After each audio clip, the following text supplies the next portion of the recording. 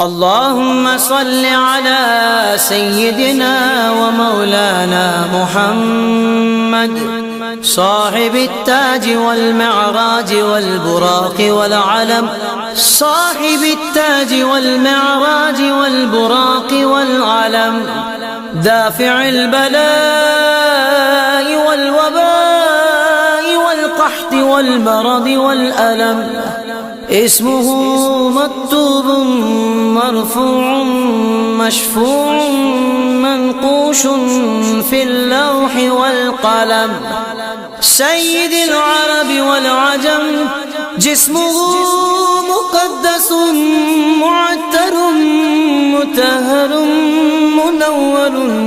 في البيت والحرم، شمس الضحى